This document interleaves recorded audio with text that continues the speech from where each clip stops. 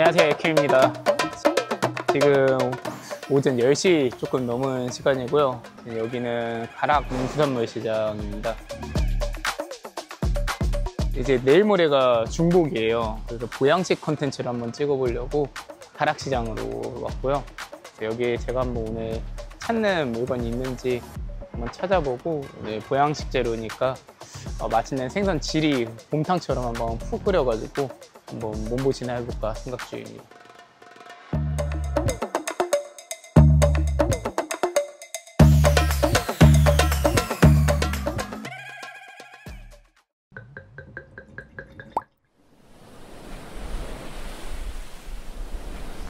먼저 가락시장에서 손질해온 가물치를 핏기를 깨끗이 제거합니다. 전복은 칫솔이나 솔을 이용해 깨끗이 닦아주시면 되고요. 문어는 소금과 밀가루를 이용해서 박박 닦아주고 물이 투명해질 때까지 헹궈줍니다. 가물치를 2시간 이상 푹 고아낸 후 한약재와 나머지 재료를 넣고 1시간 정도 더 끓여주세요. 한여름에 펄펄 끓는 솥앞에 서 있으니 가만히 있어도 땀이 쏟아지네요. 이제 회를 썰어 볼 건데요. 가락시장에도 회 손질을 해주는 곳이 있지만 가물치를 회로 먹겠다고 참아할 수는 없어서 구워 먹겠다고 이야기하니 이렇게 껍질을 붙여 손질해 주셨습니다. 껍질을 제거할 땐 이렇게 먼저 손잡이를 만들어 주시고요. 칼날을 평평하게 눕혀서 이렇게 쓱쓱 당겨주면 되는데 뭐가 잘못된 걸 느끼죠? 뭔가 망한 느낌이 드는데요. 일단 끝까지 가볼게요. 이미 크게 망한 기분이 들지만 일단 끝까지 가보기로 합니다. 어쩔 수 없이 껍질을 도려내 제거해 줍니다. 오늘 준비한 이 가물치라는 생선은 우리나라 민물 생선의 폭군이라고 불리는 생선이에요. 우리나라 민물 생태계의 최고 포식자로 군림하는 가물치는 힘도 좋고 성격도 사나워 베스나 블루길 같은 유해어종을 잡아먹기도 해 우리나라 생태계를 지키는 데 도움이 됩니다. 단지 힘이 센 것뿐만이 아니라 물 밖에서도 생존이 가능해 바싹 마른 강에서도 며칠은 살아남는 생명력을 보이기도 해요. 그래서 애로부터 산후조리나 원기를 회복하기 위해서 이 가물치를 먹어왔습니다. 이렇게 가물치 회가 완성이 되었고요. 가물치 백숙도 이제 완벽히 우려놔서 뽀얗게 육수가 올라왔네요. 네, 드디어 오늘의 중복 컨텐츠, 몸보신 컨텐츠로 준비한 가물치 요리 다 완성이 되었습니다. 이쪽 앞쪽에는 아까 떠났던 가물치 회이고, 그리고 완성된 가물치 해신탕 다 준비되었어요. 그리고 오늘 2가지 페어링 와인 준비해봤습니다. 첫 번째 와인은 이탈리아의 샴페인이라고 부르는 프란체코르타, 그중에 가장 명성 있는 와이너리 프란체코스타 벨라비스타 그랑킵의 알마 브릿 준비해봤고요. 나머지 하나는 아르헨티나 와인 준비했어요. 나바로 코레아스 알레고리아 그랑 레제르바 샤르도네 2018년 빈티지입니다. 그래서 첫 번째 와인은 이탈리아의 프란체코르타라는 와인으로 준비를 했어요. 제가 가물치 회랑 도대체 어떤 와인을 마셔야 되나 엄청나게 많은 고민을 해봤어요. 솔직히 막 떠오르는 것도 없었고, 이럴 때는 그냥 나도 아무리 소믈리에지만 소주나 막걸리 먹으면 안 되나 이런 생각을 했는데요. 그래도 가물치 회가 좀 기름지기도 하고 거기에 통깨나 참기름을 많이 뿌려서 먹는다고 해요. 그래가지고 거기서 감안해서 고소한 풍미가 있는 와인을 마셔보면 어떨까라 그런 생각을 해봤습니다. 그래서 좀 토스티한 느낌이 나는 와인들, 가장 토스트가 직관적인 와인은 아무래도 스파클링 와인이니까 준비를 해봤고요. 프란체코르타는 이탈리아의 샴페인을 표방을 하고 프랑스의 샴페인 이상의 와인을 만들려고 이탈리아에서 작정을 하고 만드는 와인이에요. 그래서 샴페인과의 차이가, 샴페인은 법적으로 12개월 이상만 병에서 숙성하면 만들 수 있지만 프란체코르타는 거기에 1.5배인 18개월을 숙성을 해야 됩니다. 이스트와 함께 숙성되는 기간이 길면 길수록 와인의 토스트가 풍부해지기 때문에 일반적인 샴페인 이상으로 더 풍부한 질감과 그리고 고소한 풍미가 있는 게 특징입니다. 그 중에서도 이 벨라비스타라는 와이너리가 프란체코르타를 대표하는 최고의 와이너리로 알려져 있고요. 거기에 이제 가장 기본적인 와인인 알마 브릿, 알마라는 영혼이라는 뜻이기 때문에 이 와이너리의 영혼과 같은 그런 와인이라는 뜻입니다. 그래서 제가 이번에는 한번 스파클링 와인 오픈한 법을 알려드릴게요. 스파클링 와인 오픈할 때는 이쪽 병에 보시면은 딸 수 있는 홈이 있어요. 이 홈을 잡고 이 캡슐을 벗겨내시면 돼요. 캡슐을 다 제거를 하시고요. 그 다음에 이때부터는 엄지손가락으로 반드시 코르크를 파지해 주시고요. 이 엄지손가락은 이 와인을 다 오픈할 때까지 절대 놓으시면 안 됩니다. 뮤즐레라고 하는 철사를 풀어주세요. 철사를 풀어주고 그 손가락을 이제는 이렇게 꽉 파지한 채로 병을 살살 돌리세요.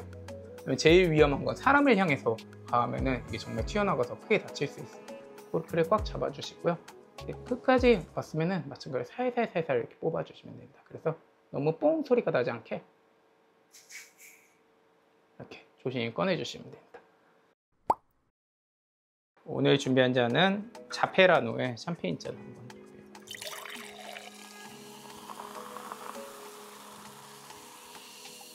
잔이 따르면은 샴페인만큼이나 굉장히 풍부한 거품이 있는 거를 알 수 있어요. 프란차코르타라는 와인은 샴페인과 동일하게 샤르도네와 피노누아를 사용하고요. 그리고 샴페인과 다른 거면은 샴페인에서는 피노 메니에라는 포도 품종을 이용하는데 이 프란차코르타는 피노 블랑, 이쪽에서는 피노 블랑 비앙코라고 부르는 포도 품종을 같이 블렌딩해서 만들어집니다. 먼저 향에서는 제가 말씀드린 고소한 토스트가 무척 잘 느껴지고요. 이제 청사과나 아니면 서양 배 같은 그런 아로마틱한 느낌과 캐모마일 같은 풍미들 같이 느껴집니다.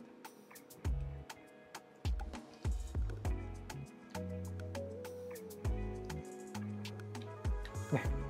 마셔보면은 사실 블라인드 테스트로 이걸 샴페인과 구분할 수 있을지 잘 모르겠어요. 그리고 기본급임에도 불구하고 아주 입안에서 질감도 풍부하고 토스트도 느껴져가지고 얼마든지 취향에 따라서 샴페인이나 프란차코르타를 골라 드시면 될 것 같아요. 이거랑 같이 페어링하기 위해서 지금 앞에 가물치 회가 있습니다. 가물치 회는 드시는 분이 많지 않아요. 제가 유튜브 컨텐츠 준비하려고 열심히 찾아봤는데 유튜브에서 지금까지 이 가물치를 회로 리뷰한 사람이 한 명도 없더라고요. 제 생각에 제가 최초가 아닌가 싶은데 이 가물치회로 유명한 데가 유일하게 우리나라에 한 군데 목포에 동궁가물치라는 곳이 있어요. 동궁 가물치에서는 다 뜬 다음에 위에 참깨랑 참기름을 올려가지고 같이 먹더라고요. 저도 그래서 한번 깨소금이랑 참기름 올려가지고 한번 같이 먹어보겠습니다. 위에 고소한 깨소금을 한번 뿌려주고요. 그리고 예전에 선물 받았던 맛있는 참기름을 한번 듬뿍 뿌려서 같이 먹어볼게요. 그리고 저번에 소개해드렸던 선물 받은 와사비도 갈아서 한번 같이 먹어볼게요. 이 와사비를 저번에는 껍질을 벗기고 갈았는데 몇 번 먹어보니까 껍질을 같이 가는 게 향이 전 더 좋은 것 같더라고요. 그래서 제가 이번에는 껍질 같이 갈아가지고 한번 먹어보겠습니다. 그래서 먼저 가장 순수하게 가물치 회만 한 점 먹어볼게요. 아무것도 안 바르고 한번 먹어볼게요.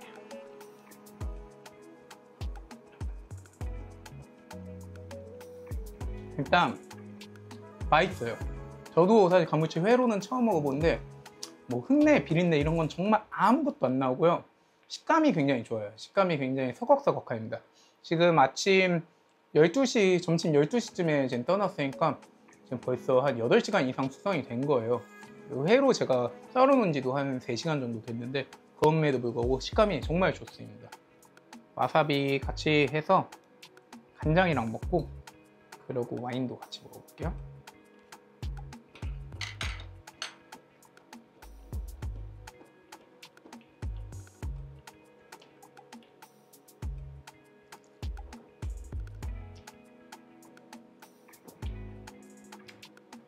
생각했던 대로 페어링은 무척 좋아요.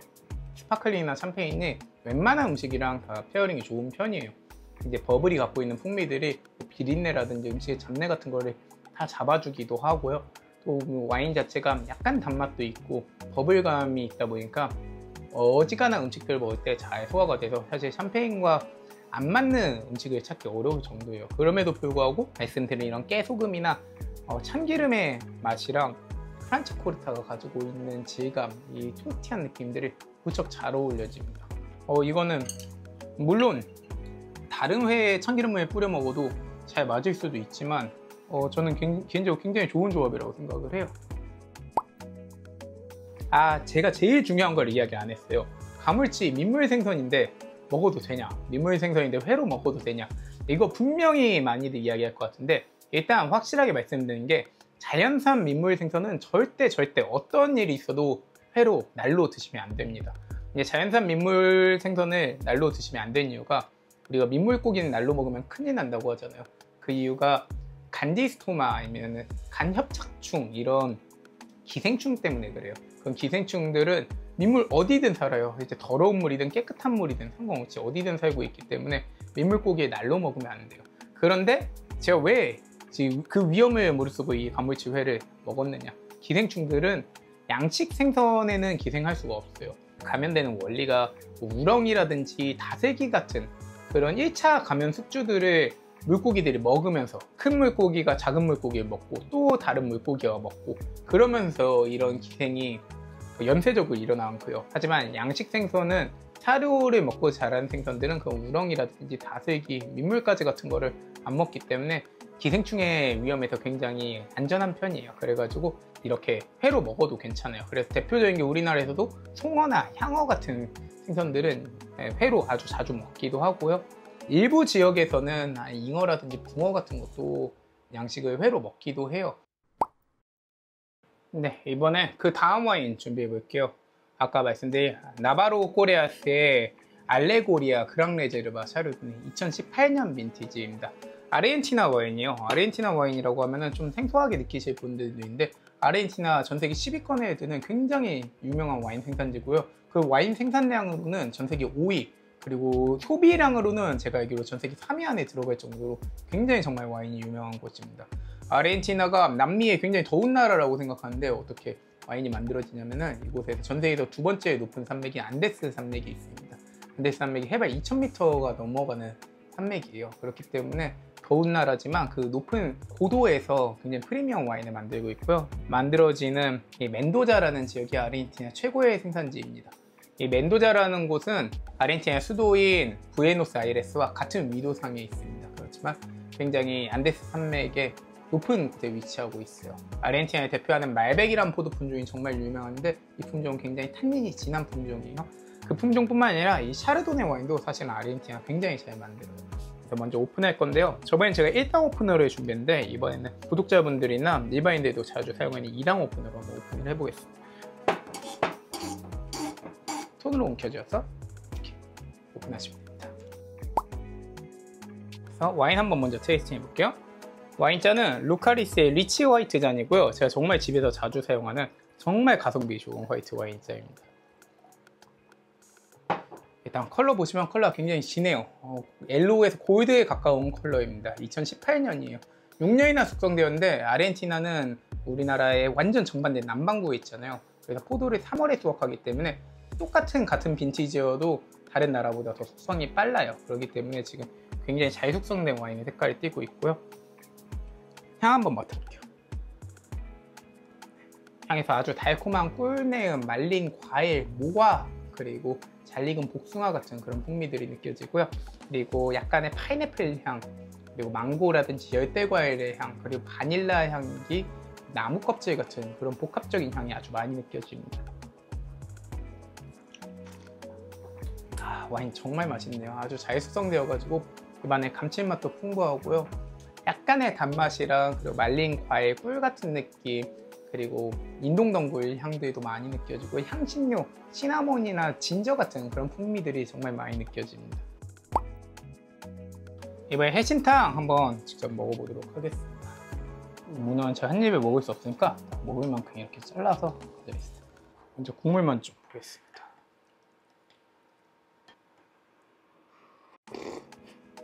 와, 정말 국물이 진하고 감칠맛이 장난이 아니에요. 이 문어랑 그리고 살 같이 먹어볼게요. 가물치 살부터 먹어볼게요.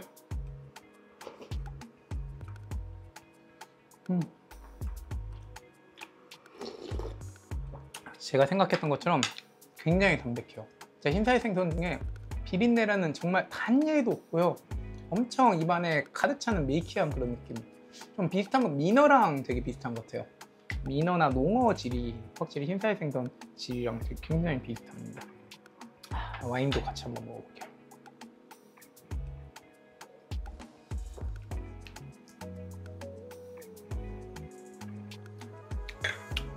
페어링 굉장히 괜찮은데요? 이 정도면 뭐 대충 어울리지 않을까라고 고른 게 있는데 지금 국물이 엄청난 감칠맛이 나요. 살은 담백하지만 국물에서 문어가 녹아 들어가지고 문어가 갖고 있는 그 특유의 타오린 해산물의 감칠맛이라, 그리고 뼈에서 가지고 오는 밀키한 느낌들, 그 느낌들이 나가지고 굉장히 맛이 진한데 또 이 와인은 거기에 지지 않아요. 정말 잘 어울립니다. 이번에는 전복도 같이 먹어볼게요. 전복을 잘라낼 건데요. 먼저 이 전복 내장, 개우 부분 잘라낼게요. 이건 제가 너무 좋아해가지고 따로 먹을 거예요. 또 전복이랑 와인은 너무 잘 어울리는 재료고 굉장히 다양한 페어링에서 사용을 하고 있어요. 이거는 기름장 한번 찍어서 먹어볼게요. 소리가 잘 담길지 모르는데 식감이 진짜 미쳤어요. 너무 부드럽고요. 전복이 갖고 있는 감칠맛도 정말 좋습니다. 마지막으로 전복이랑 문어랑 가물치 살까지 다시 한번 먹어보고 와인이랑 마셔보면서 마무리하도록 하겠습니다. 살에 제가 아까 뼈를 좀 발라놨거든요. 그래서 가능한 순살만 이렇게 올려가지고 문어랑 전복까지 야무지게 올려봤어요.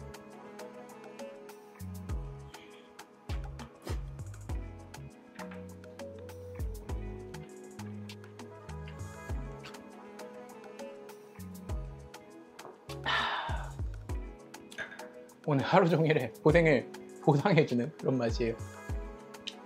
아침부터 밥도 한 끼도 못 먹고 열심히 돌아다니고 또 이 더운 날에 지금 7월 한복판에 이제 땡볕 더위와 그리고 장마 둘 다 겹쳤어요. 엄청 덥다가 엄청 비 오다가 그 날씨에 이 곰탕을 끓인다고 3시간 넘게 집에 팔팔팔팔 끓여놓으니까 아주 집이 한장막이 되어가지고 정말 힘들었는데 그 이상으로 몸에 생기가 확 도는 그런 맛입니다.